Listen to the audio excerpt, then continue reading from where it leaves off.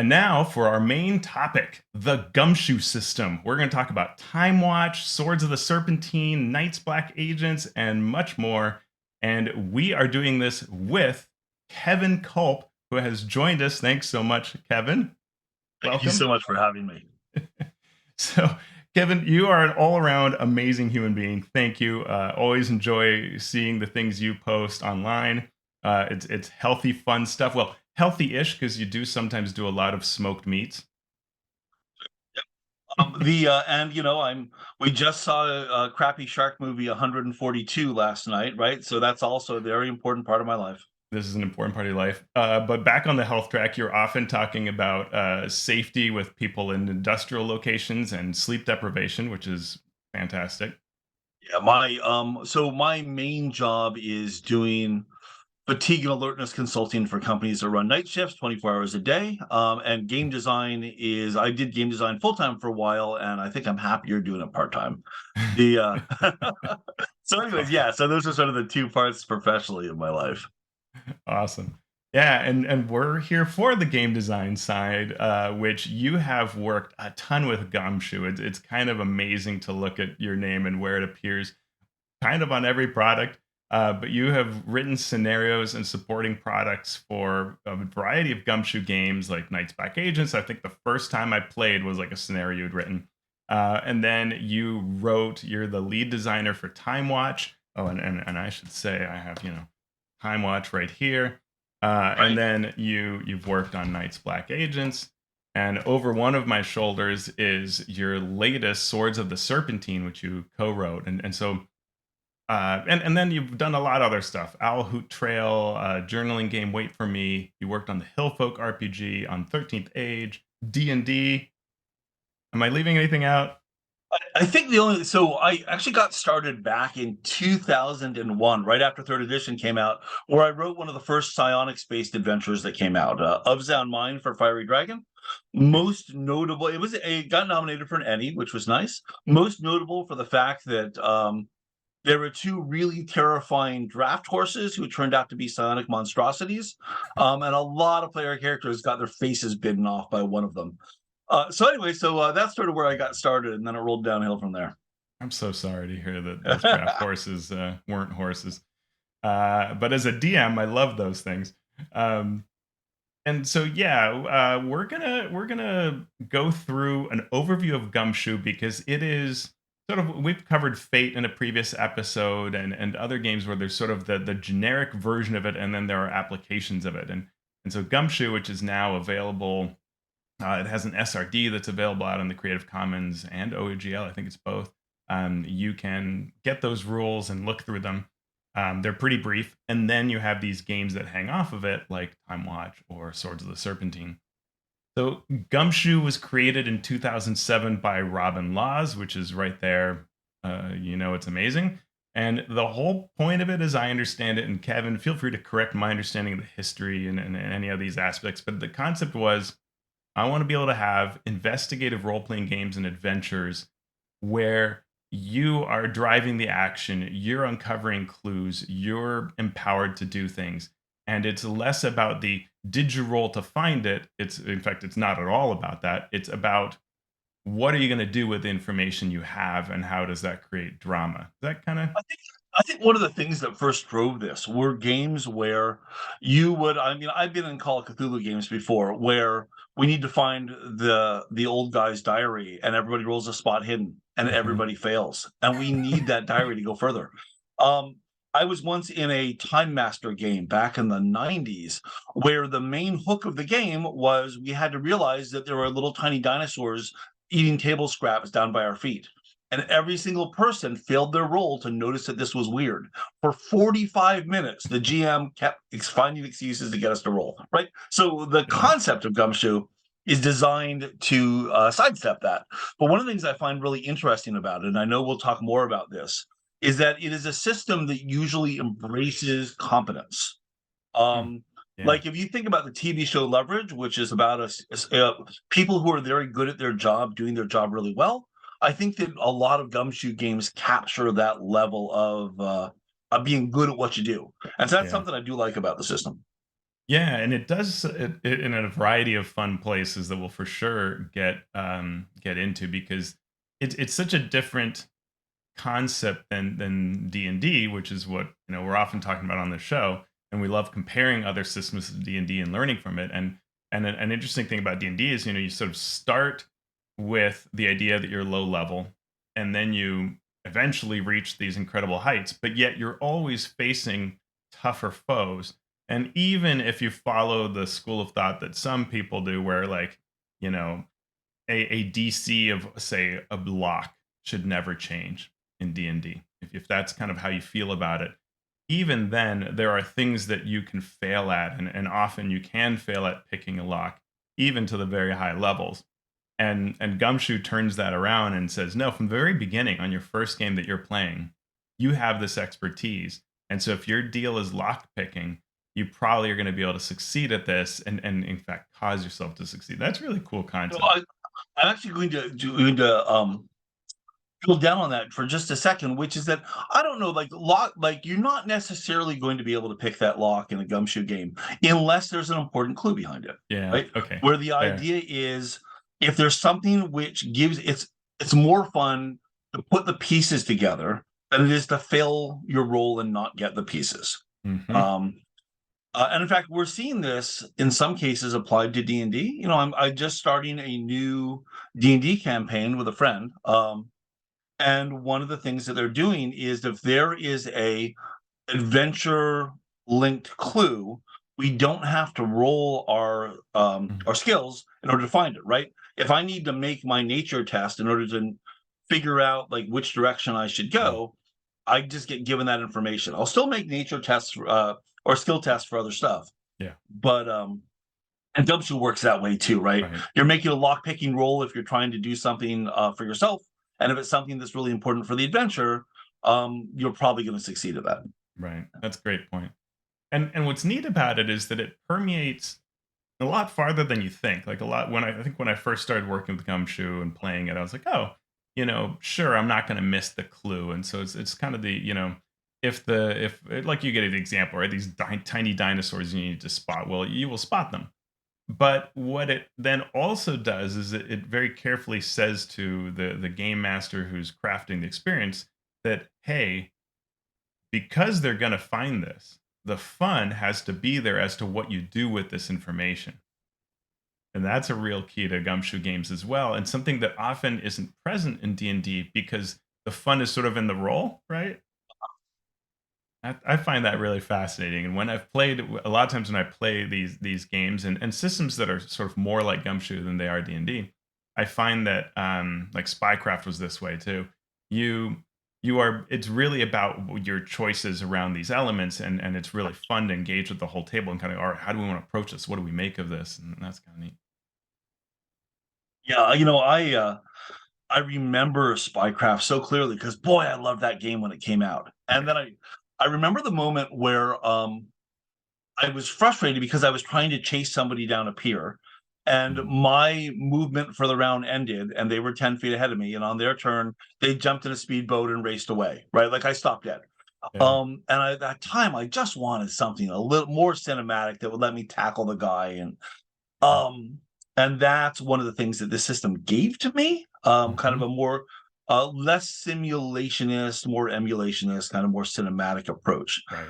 Um, the It's fun for me. It took me when I first started playing Gumshoe. I first started with a game called The Esoterrorists, Mm. which was the first game that came out for it, and I hated it. I couldn't figure it out. Like I ran a game. I thought I am very bad at this, and then I didn't touch it for like 4 years.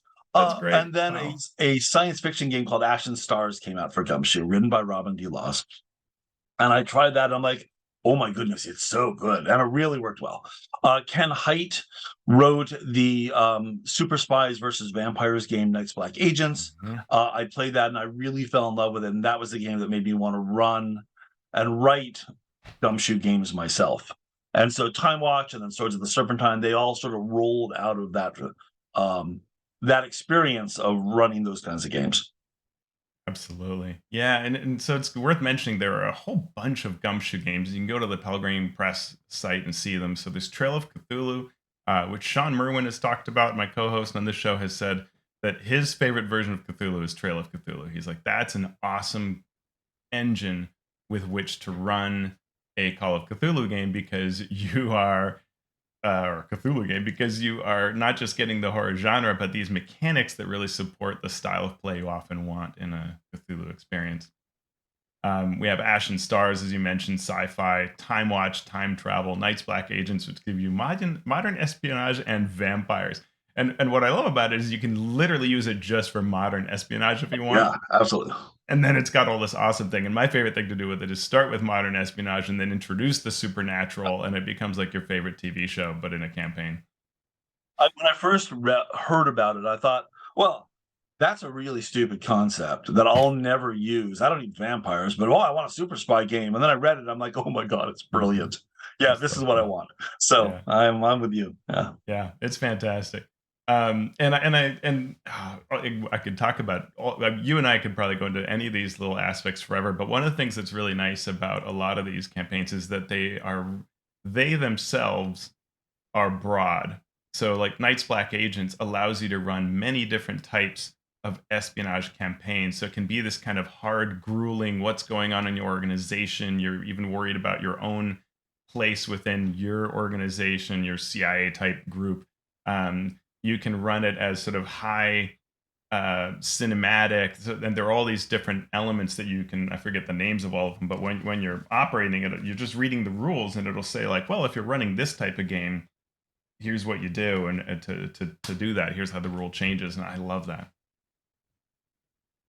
It's something I like. When we wrote TimeWatch, which is time travel investigation, I think we ended up with like a dozen different campaign settings. So you can run a quantum leap game, you can run a slider style game where there's just parallel realities and it's not actual time travel. There's a Bill and time Ted. crimes version. There's a time crimes version where you are thieves moving through time, stealing amazing stuff. There's a horror setting. So there's a lot of different sort of ways to approach that. Yeah. Yeah, and then I often will catch one shots of Time Watch at any convention I go to because they tend to be such a different concept and great ideas. Because if anyone looks at time travel, it can just borrow from so many concepts and then create their own story of how this one shot should play out and what it's going to reveal to you. And oh man, we had fun. Like there's a scenario out there. I don't know if you wrote this. I feel like someone else wrote this. That was where two of the characters are on their first date. No, that wasn't me, but I wish it was. That's great. It's amazing, and I played one of the people on the date, and you have all this backstory, and that's like just a microcosm of what's happening at the character level, and then these enormous things are happening at the world time stream level that you end up stumbling into not being a time traveler until you suddenly are, and that I mean, just it's incredible what you can do story wise with it. So. All right, let's talk about Gumshoe in general for folks that don't understand it, sort of how it works. And there's a philosophy that you can find in the SRD or Creative Commons versions of the game that talks about sort of what the game is trying to do for the game master. So you're usually revolving your story revolves and the action and the play revolves around a crime, a conspiracy, or some other threat um, or mystery that's taking place. And that, as you have noted here in the show notes, it varies pretty widely from game to game, right? I think it's important to note that it's not necessarily a crime, right? That it's also a mystery. Because one of the Hmm. things, Swords of the Serpentine, which is the new game, is swords and sorcery set in a fantasy city, like Lankmar, like Ankh-Morpork, sort of that kind of feel. And one of the things that people, when I said that we were writing it, they're like, "That's like, why would I want to play that? Like, is it noir detective? Is it a fantasy?" But the truth is, pretty much any fantasy story that you read is an investigation. Like if you go back to White Plume Mountain for D&D, Yeah. and you're going in to find out why Caraptus stole those three weapons, right? That's Yeah. technically an investigation. And so you want systems and you want rule sets that support a lot. If you have some kind of unanswered question, you want that to be supported. Yeah, and it's classic. I mean, to talk about the D&D angle, right? You have the whole why are the giants attacking, right? And why are the hill giants attacking? And then why are the fire giants and then it's why are the drow doing this? It just goes all the way back, the wheels within wheels, layers within layers. And and so when you're looking at Gumshoe, it gives you this advice to establish antagonists, and you have what's called the investigation trigger. And that is the thing where the antagonists are going to clash with the characters in some way to bring the characters into action, usually with an exciting or intriguing start. And that's sort of where the action will set off. But you then also have your what they call sinister conspiracy. The GM is going to create the organization that is doing the bad things, establish their goals and the steps to their plans.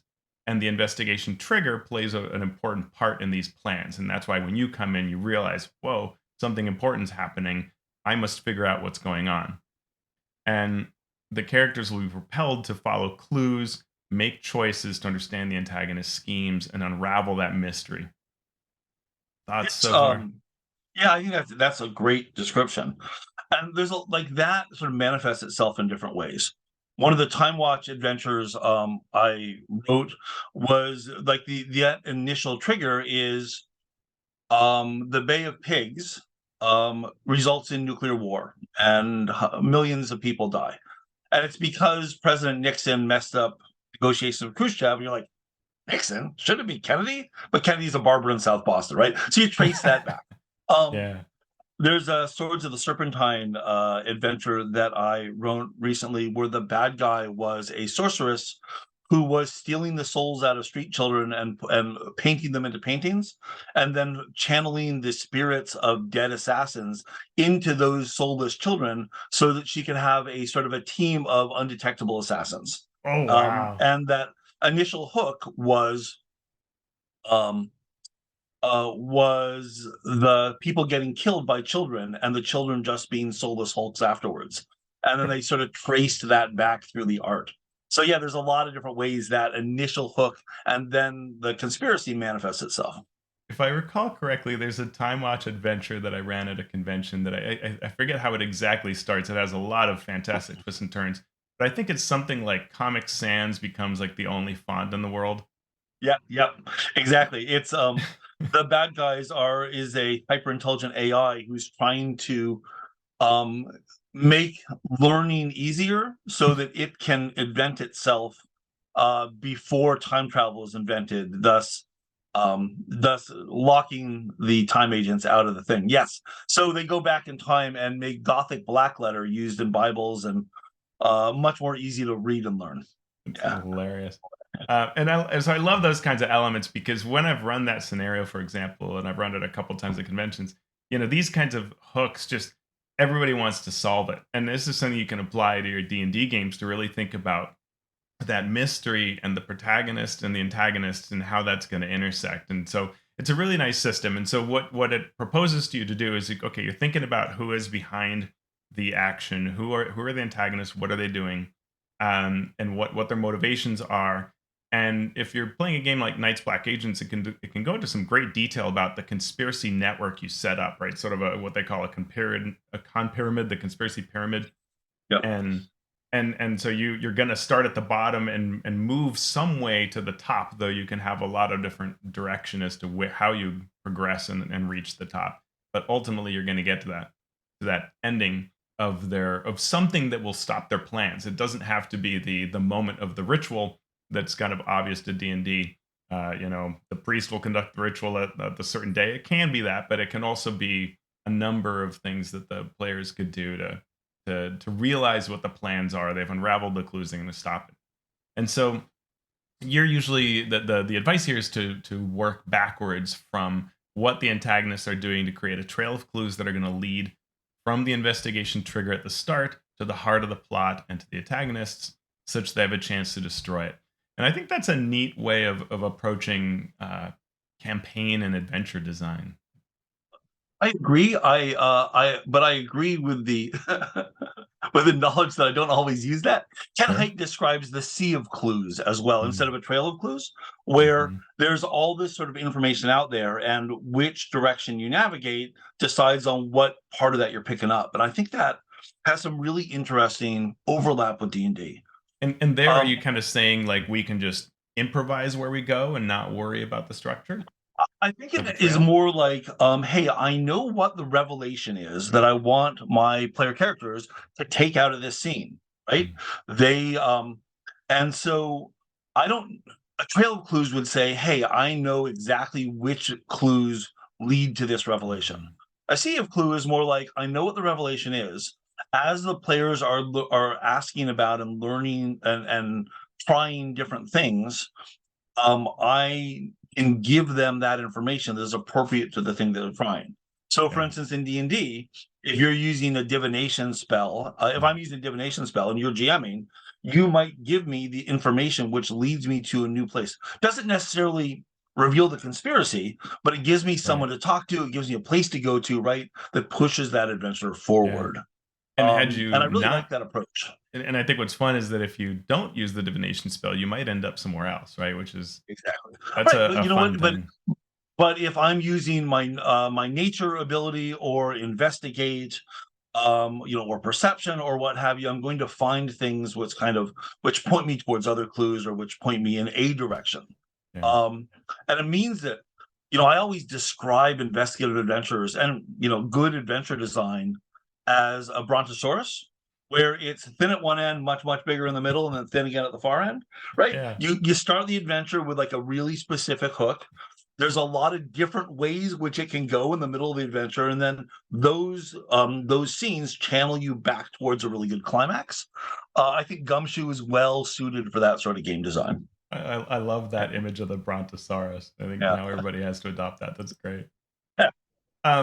The advice in core gumshoe also talks about core clues, right? Those are those key clues we were talking about that you must know in order to resolve scenes and move Right. forward. And so those are the ones that if a scene has a core clue, you're gonna find it, right? And it's about what you do with it. And an example that I've often seen used is that if you have the medicine or forensic skill and someone was murdered in a scene, and the key is what they were murdered with, you will always succeed at that check, right? You will Right. because you're gonna find that clue, you're gonna know it. And as we'll talk about in a bit, you may Yeah. be able to even boost that to learn even more. Well, the sort of early description I heard, which really stuck with me, is if you're watching an action movie or a TV show or whatever, and they find a corpse, like Scully doesn't look at a corpse and be like, "Well, missed my check. Don't know what Yeah. happens next." Yeah. Right. Um, One of the things that I really like though is that some of the gumshoe games give you a fair amount of narrative control to describe how it is you find that information out. One of the early Swords of the Serpentine playtests had a sorcerer whose power came from a spider demon. And so when he was doing his medical check on a corpse that he found, he described conjuring hundreds of spiders, sending them into the body to check out the body from inside. Right? He could have just said, I'm using my leechcraft ability and tell me how they died. Right.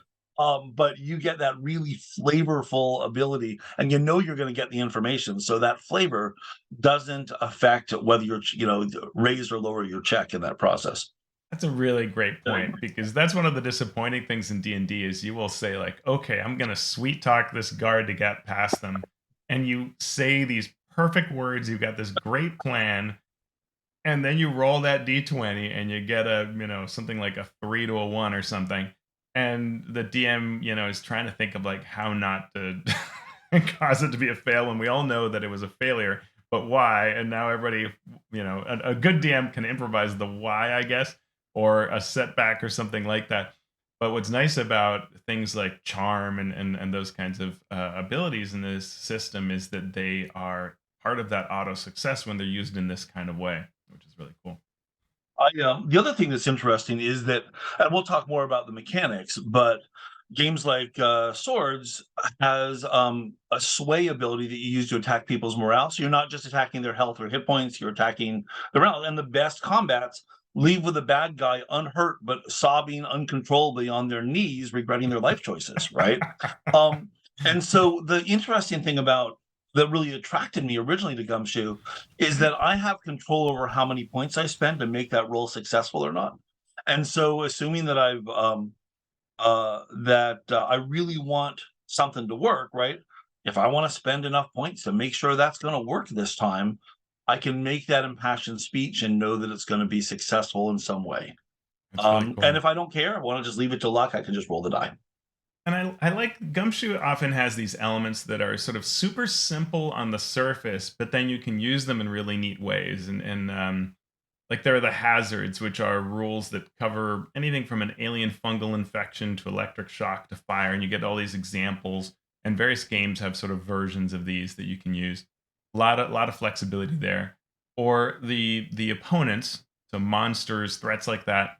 A lot of them will have like a health 1 or 2, so you're dealing d6 damage. You will almost always be killing these things, so they function as minions.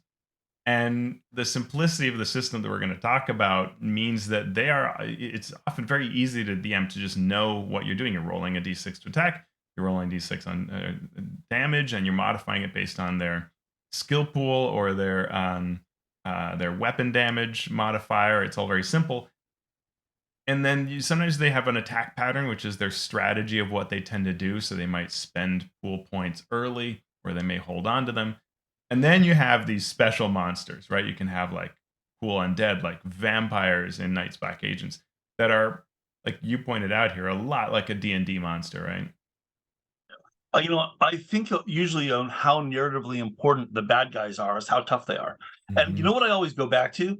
The scene in the tea house in Kill Bill, Uh-huh. where the bride comes in and they're, the crazy 88, those guys don't have names, right? They have 1 health point. And they can hurt her if they hit her, but she's just going to slash through them. And then she Yeah. runs into Gogo Yabari, who has a name, so she's narratively important. So she's really powerful. And she And has key moves, right? Exactly right, right. Um, and then finally the final fight with Oren, right? Mm-hmm. And so a lot of Gumshoe games do that, where how narratively important your bad guy is and how easy they are to defeat depends on whether they have a name or not. Yeah. Um, yeah, it's interesting. For instance, in Night's Black Agents with the vampires have a lot of powers you won't necessarily expect, and then Mm-hmm. they have a pool of points which they use to fuel those powers. Yeah. So they might move incredibly quickly, or they might be able to make you horribly weak as they plunge their fangs into you, or they might try mind control, right? And not all vampires are the same. There might be alien vampires. There might be man-made vampires that come out of Russian biolabs. There might be Mm-hmm. traditional vampires. Um, Yeah. and you're dealing with different things, and those mechanics support all of them. Yeah, it's fantastic. And it just amazes me that it is, ostensibly so light, but then can have this depth to it when you need it. But it all rests upon the same framework. So it isn't, you don't have to learn new subsystems or anything wild like that. It's all pretty reasonable and easy to work with. I've appreciated that a lot. All right, so let's talk a little bit about character creation. And you start with a concept, and games usually provide you with a concept that fits the world, so you can sort of envision what your character is like. Swords of the Serpentine has some great ones. And then you spend build points to acquire and progress abilities of 2 types. And this, to a D&D player, feels like you're choosing skills, but these attributes or skills are everything you do. They're your attacks and they're your knowledge and all of it. So you really are building your character when you spend these points, right? And one of the things which I always tell people is it's easy to get analysis paralysis if you're not careful. So going into it with a strong thought about, hey, what kind of a hero, what kind of a character do I want? I think pays off. Yeah. There's basically 2 different types of abilities, as you said. There's investigative abilities and general abilities. Investigative abilities are how you find stuff out. So um, and those always work. You never need to spend a point. You never need to roll a die.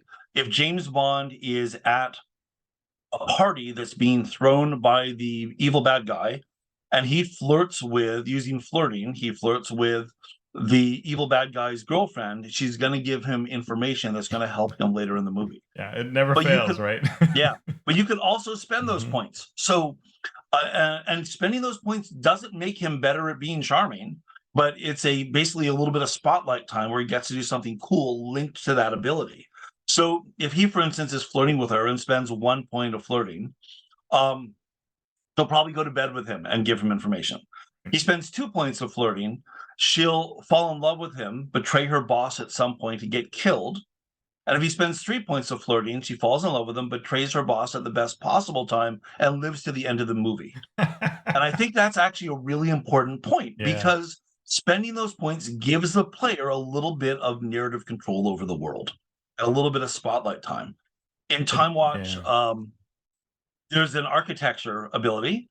And if you're trapped in a burning building, you can't find your way out, and you're a time traveler, you say, screw this. I'm going to spend a point of architecture. Next week, I'm going to go back in time, find the blueprints, and put a fire exit in the next room. You spend your point of architecture, and as long as you haven't been in the next room yet, you crawl in, and there's a fire escape there. Yeah. So I like that the flexibility there. And just to kind of make sure folks kind of grasp what this is, when you're doing your character build, you might say, well, I'm going to put a point in intimidation. That means you now have that and that you can succeed with it always. But you might say, I'm going to, this is such a character concept of mine. I'm going to put 2 points in it. And that's where you can do those higher spends like you're talking about, especially as you get into higher, what we would call levels in the D&D sense, but once your character progresses. And then you can do these really creative things with them that are exactly the kinds of things that movies and novels do. That like D&D, you always want to do those things. I've got training in Streetwise, but nothing in D&D ever allows me to really get like all of the street urchins to join me and do things for me. But in this game, you can. That's a really interesting point. Two kind of related topics. Mm-hmm. One is that we added politics into the latest game, so it's the Serpentine. So, for instance, if you have an allegiance with the Thieves Guild, you could spend that point to have the entire Thieves Guild, or multiple points, to have the Thieves Guild turn up to help you in something, or to Nice. gain a favor from them, which I find really satisfying. Right? It's really satisfying, and it's good for the GM because it says it's this giant, blinking sign that says the player really cares about this and wants you to work off of this. Yeah, I like that a lot. It's a little bit strange to me, coming from D&D, that there's not separate stats for strength and intelligence and wisdom and that kind of stuff. The game is defined by what your capabilities are, and then you can describe yourself however you want to. You could be, for instance, you mentioned that point of intimidation beforehand, right? Mm-hmm. You might be, if you don't have a rank in intimidating, you might not be intimidating at all, or you might be so friggin' scary that people clam up when they're around you. You know that you're not going to get a clue by intimidating somebody, but what that means really depends on what you tell me it means. Mm-hmm. And that's sort of an interesting change from what we've seen in prior games. That's a great point. And so if you spend a point, you will generally get it at the end of the adventure or scenario. But even if you spend your points, if I have one in intimidation and I spend it to do a cool thing beyond just succeeding, I am still going to be trained in intimidation for the rest of the time. So if something else come up, I'd still succeed. I just don't have points to spend to do those extra special things. And general abilities are somewhat similar in terms of how you are allocating points to say, I have a 6 in shooting. I have a 2 in athletics, those kinds of things. And these skills like shooting, hand-to-hand, athletics, gambling, burglary, piloting, surveillance, that type of thing, are those sort of typical things we think of in an RPG where failure is possible, the outcome is not assured, and we're going to roll to succeed. And a test is going to be roll a d6. Your general target number is 4, though it can vary in special cases, but it's almost always 4, and you're generally going to know the target number. And then the cool thing is how you get to resolve that. And Kevin, do you want to share how that works? Sure. So I often think about general tests where you're rolling a d6 and maybe spending some points beforehand, as the d6 is your luck. If you watch an episode of Archer, when spies are hiding behind a wall and just shooting blind at each other, they're not spending any shooting points. And the amount of skill you put into it is the number of points. So if I put 3 points, they say shooting points, and then I roll the die, I'm guaranteed to hit at least 4. I need 4. That's usually my target number. I'm going to hit the guy. And different games have different benefits for having lots of ranks in those abilities. The usual scale there is that if you have 8 ranks or more, you're an expert, and so you get to do extra cool stuff. Give you an example. In the fantasy game, right, in Swords, the Serpentine, if you have 8 ranks in stealth, the talent that you get is called Where'd She Go? And when you make a stealth test, you disappear and we stop caring about where you are. As long as you can physically reach a spot, when you want to reappear in the action, you're where you want to be and no one saw you get there. That's cool.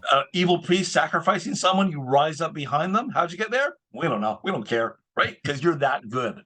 Um, and in different games, you get different benefits, right? You can shoot multiple times, you do more damage, you heal more effectively, you dodge stuff, whatever.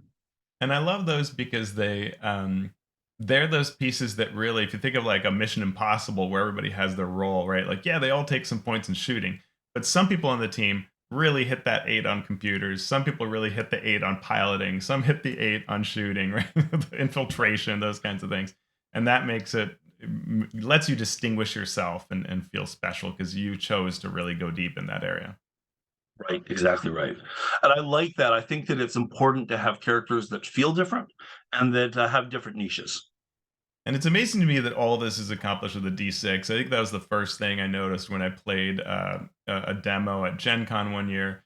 And they're like, you just need a D6. And I'm like, D6? I don't think I'm going to like this game. Disappointing. So I like it's worth touching on for that because one of the complaints that we've heard over, 2007, right? So however many years it is that the place where Gumshoe has traditionally sort of fallen down has been in how exciting combat is because you're not necessarily doing big damage. Knights Black Agents, the spy game, solved that to a certain extent. But one of the things we did in Swords is because it's a fantasy game, right? You want to be really spectacular and cinematic in how much you hurt people. And just to be clear, the default is you roll a D6 to hit, and when you hit, you're going to roll a D6 for damage, and your weapon is going to tell you how to modify it. So if you're punching, you subtract 2 from what you rolled. A sword, by default, you add 1. Yeah. Yeah, subtracting 2, like, that's not exciting. So some of the changes that have happened in different game editions is the number of points you spend on that attack become your minimum damage. If I'm spending 4 points and rolling the die, I'm not going to do any less damage than 4. But one of the things that we do now is for that kind of cinematic experience is you can spend points from your investigative abilities to do more damage.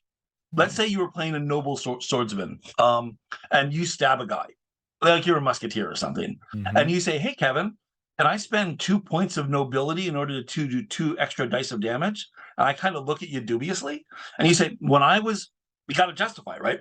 When I was growing up, my parents hired a different swordsman to come into our mansion every year to teach me how to kill people. And I'd say, of course you can spend those 2 points of nobility. And then you're rolling 3 dice instead of 1 dice, right? Yeah. Instead of 1 die. So we jazz it up a little bit. That's awesome. That reminds me of, we didn't really cover preparedness, which is another fantastic part of the game, right? Preparedness says you have what you need when you need it. Gear lists become less important. And in fact, in some of the games, the gear lists include things like your grudges and things that you wish you'd done. But because when you need something, you have it. And one of the things that in several games a high preparedness gives you is flashback. So you can, like a leverage game or an Ocean's 11, you can specify what happened previously. If you think about Fellowship of the Rings, remember the cave troll battle in the Mines of Moria? Sure. When Frodo gets stabbed by the cave troll, he died. That killed him. But luckily, Sam has 8 ranks of preparedness. Sam has flashback. He goes, good thing Mr. Frodo put on his armor this morning, right? Rolls the die. Frodo put on his armor because he has flashback. And that was enough damage mitigation to save his life. That's great. I love that. Yeah. So I really like that sort of approach. It's not simulationist, but it's in genre and it's pretty fun. Yeah, and that's the thing. It's because these games are really working so tightly into the genre, and they're creating such a fun cinematic experience. I don't think I've ever had someone say like, "Oh, that doesn't fit." Like maybe reading about it, thinking about the game, they might say that, but in the thick of it, it actually makes a lot of sense because you realize, wait a minute, my character would have done something for this. Can I say that I have this item with, wait, I'm an electronics computer specialist. I've got to have one of these things on me, right? Like, well, roll and see. Exactly. Yes, you do. And in Or fact, in spend the money. TimeWatch, the time travel game, you can use preparedness to have your future self give you stuff you need right now. You can build and TED it up, which is Yeah. kind of cool. A thing that's different about this game than D&D is that health is more constrained. So Mm, pretty unusual to find people with more than, say, 10 health. When you mm. get to -10 or -12, depending on the game, right, you're dead or you're defeated. So it's a tighter band, which I would think probably makes the combat feel a little bit more swingy. Yeah, yeah. I mean, that's actually how I think of most gumshoe system games that I've played, where it feels tight. Even on the easy fights, you're careful, and then on the hard ones, you're very careful because once you go to zero, you're hurt, and your tests are going to get worse. But you're going to also go unconscious unless you make a roll, and you can buy success by spending points, but that is decreasing your health further, and so It now you're. it's true. Mhm. It's a little bit of a death spiral, not a strong death spiral, but a Yeah. little bit of a death spiral. And I think that comes out of the game's horror roots with Mhm. ESO terrorists and Mm. nice black agents and Trail of Mhm. Cthulhu and what have you. But even if you Um, think of something like Die Hard, right? Like it's sort oh, of sure. like that kind of, like I'm just going to dig deep and keep going, even though really I should be on the ground unconscious, right? Absolutely. But things are There's harder usually because I'm another bleeding and my shoes are off and all that sort of stuff, That's a fantastic example. Yeah, it's really good. right? There's usually another ability alongside health. In some games, that's stability, where, for instance, you might be in Trail of Cthulhu, you might be horribly insane from Cthulhuan monstrosities, but you're not necessarily freaking out, and that's because you made your stability test. In Time Watch, it measures your ability to stay anchored in time and its chronal stability. And Right. some weapons de-anchor you in time and that might be very bad. In Swords of the Serpentine, it's morale, and so whether or not you have the will and the gumption to stay in the fight. But usually, it's one of those things. That's excellent. Well, I know our time is drawing near. We've done, I think, a pretty good job of covering the basics. But I want to mention a couple things. Community content. So Time Watch and some of the other games like Esoterra, Sphere itself, Ashen Stars all have community content programs on Drive Through RPG. So you can download those files and get started creating the content for it, which is really cool. Um, and Kevin, where's the best place to find you for people who want to find you? Sure. So probably Twitter, where I'm at Kevin Kulp, KULP. On Reddit, I'm at Serpentine RPG. My co-author for Swords, Emily Dresner, is at Multiplexer on Twitter as well. Awesome. And we've got a whole section in our show notes on where to find the game. But the easiest thing is you can just search the Pelgrane Press website and buy directly from them. And a really cool thing to note is almost any in fact, not almost, the Pelgrane Press pages for any particular game will have a downloads and resources section that often have free adventures, free character sheets, free guides, things like that, as well as there are a number of blogs on the site that often provide that as well. So we've got lots of links here, but you can get all of the games that we've watched through the Pelgrane Press site. They're all on drive-through as well. The GUMSHOE SRD is available out there if you search for it.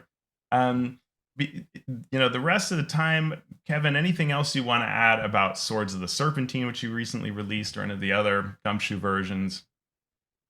Um, yeah, I think that what I would want to say is that I for Swords, I did most of the rules. Emily Dresner, who you might know her from her Dungeonomics blog posts over at Critical Hits, Great. Hmm. which are brilliant, did most of the world building, and it's glorious. It is a um, canal-based city, a little bit like Ankh-Morpork or Lankmar or Camor from Lives of Loch Lamora. Mhm. To get, because when I first started that game, I was kind of a Conan clone, but you know who does Conan really well? Everybody with the Conan license. That's who. And there weren't a ton of good city-based fantasy adventures and fantasy systems. And so this turns out to be a pretty special sweet spot in my design career. It's great. I'm really proud of what we came up with. Yeah, you should be. I've played a scenario at a convention that was the whole table was just laughing, having a great time, which is both the system and that setting that's very evocative. It has just sort of like a cool Venice type feel. It's probably its closest real world analog, but with a lot of other aspects to it as well. And Yeah. it does a good job of encouraging players to play interesting characters that have stakes in the city and its elements, which is cool. I say a lot that the game is about consequences. It's about how the changes that you make in the world ripple downwards, both politically and personally. And hopefully the mechanics support that. Yeah, but it's something I loved in D&D as well, right? And so I Yeah. try to bring into all my D&D games, Yes. and I like how we did it here. Cool. Anything else, Kevin, you want to mention? I'm super grateful for being invited. Thank you Oh, again. it's wonderful, Abby. Thanks for all the really incredible games and experiences you create. It's much appreciated by everybody. I hope you all really enjoyed that interview with Kevin Kulp. Just fantastic. I really had a blast with it. And Shawn is back here, more or less, to to silently watch over me as I thank all of our patrons who keep our lights on. Thank you, all of our Master of Dungeons supporters. We want to give a special shout out to all the Master of Realms supporters. Both of you mean so much to us. The Master of Realms supporters, you are named in our show notes. And Master of the Multiverse, special shout out to all of you: Craig Bailey, Steve Bissonette, Evil John, Darren Chandler, Robin Dermy, Andy Edmonds at Nerdonomicon, Ben Heisler and Paige Laitman, and all the Knowles out there, Sean Hurst, Brian King, Travis Lee, Post Fiction RPG Audio, Eric Mengi, The Micro Ant, Sean Molly, Falcon Neal, Chance Russo at Dragarusso, Krishna Simone C, Joe Tyler, Matias Valero at Twin Portals, James Walton, and Graham Ward. Huge thanks to all of you. You can find Shawn at Shawn Merwin on the Twitterverse. He's also on Mastodon, and at Mastering D&D is our podcast on either Twitter or Mastodon. And you can find me at alphastream.org. And gee, what are we going to do now? We're going to go create yet another gumshoe variant. And this one is going to be all about bunnies laying colored eggs. I'm looking forward to that.